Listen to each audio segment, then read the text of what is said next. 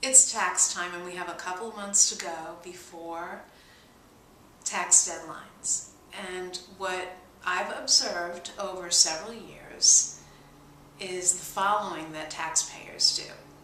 They get their tax return completed by a tax preparer when it's ready, which is very close to the deadline. They get the return, they sign, and they mail.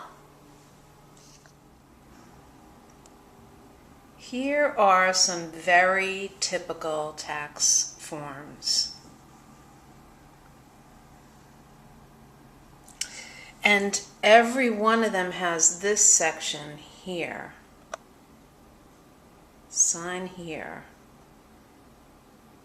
And what it says is, under penalties of perjury, I declare that I have examined this return, including accompanying schedules and statements, and to the best of my knowledge and belief, it is true, correct, and complete.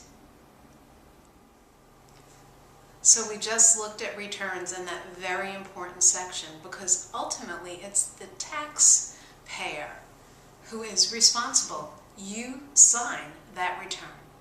And what's missing is that many people that I've worked with in the past have not examined the return before they sign it. That's what we suggest you do, examine the return.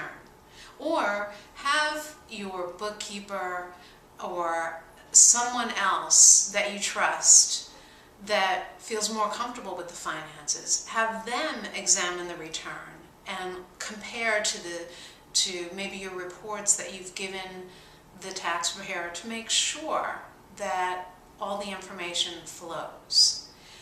And I'll give an example of one of many, something very simple and overlooked. We had a client who was a corporation, and we prepared a trial balance and sent it to the CPA. The client received the return back, did not examine it, signed, and put it in the mail. We went back to the CPA and said we'd like a copy of the return. And it was a little bit difficult for us to really get our hands on, because what we wanted to do was to examine it, even though the return had already been sent. What ultimately happened is that the taxpayer got a notice that they had never filed a return. And what the reason for that was that the CPA did not see that at the very top of our report it said corporation, and the CPA filed those taxes as an individual return. So if the taxpayer had examined all of the accompanying documents, or if they had let us examine it, we would have identified that this was prepared the wrong way.